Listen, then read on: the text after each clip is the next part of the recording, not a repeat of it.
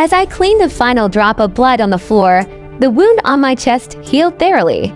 At the same time, a new day dawned for the Moonshadow Pack. Page emerged from the bedroom, carrying Lindsay's scent, and saw the rag soaked in dark red blood. He frowned.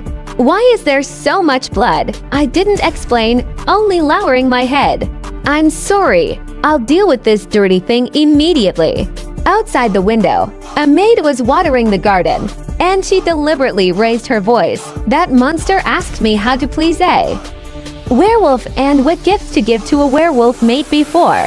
Goodness, is she trying to seduce Mr. Sheridan? Gosh, does she think that a witch like her can be with Mr. Sheridan?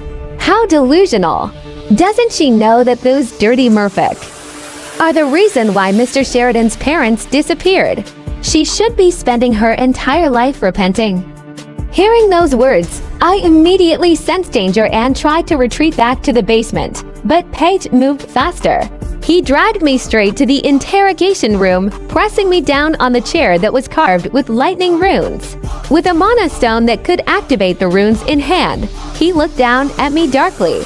"I just remembered that it was time for me to interrogate you. Now talk.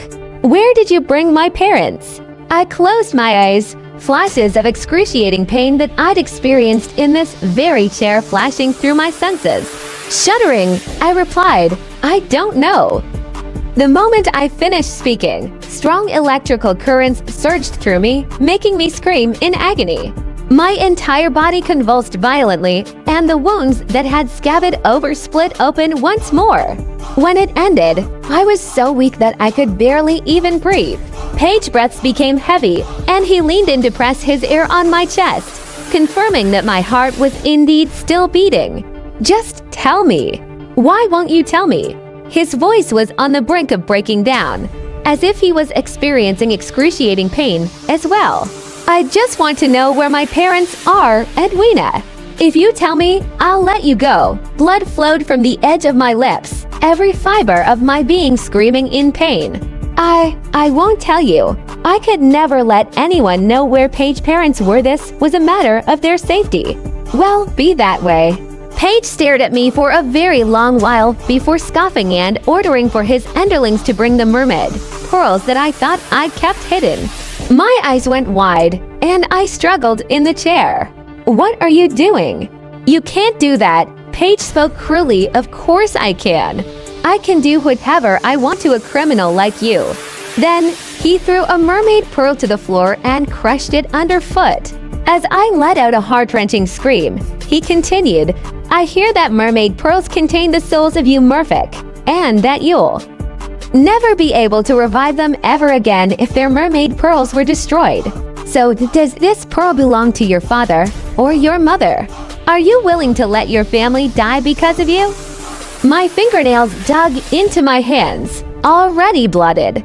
Tears streamed down my cheeks, falling to the floor and turning into blood-stained pearls. "I hate you, Page." In response, I got a kiss that was so fierce I couldn't breathe. Page growled, "You hate me. What right do you have to hate me?" I didn't speak, his kiss making me dizzy and confused.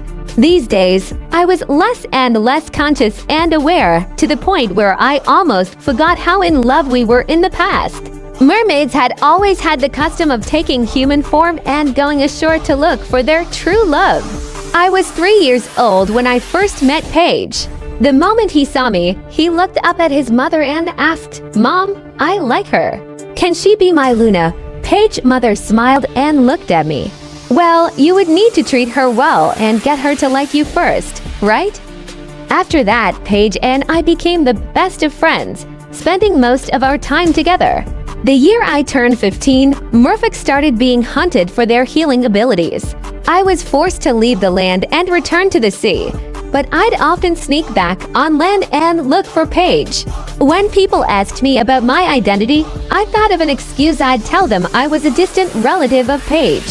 However, before I could respond, Page said, "She's my beloved girlfriend and my future Luna, Edwina."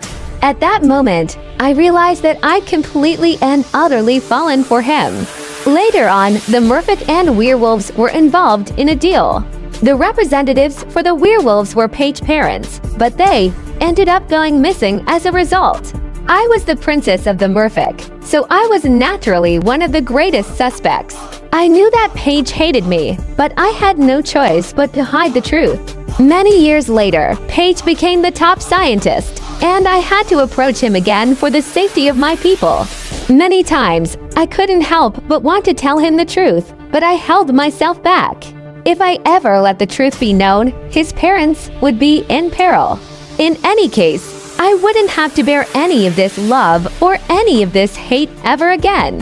I had 2 days left. Page tried to lift me from the chair, only to find his arms soaked in my blood. He paused and looked at my ruptured wounds. I gave him a weak, bitter smile. It's dirty, isn't it? But it's fine. I'm going to die.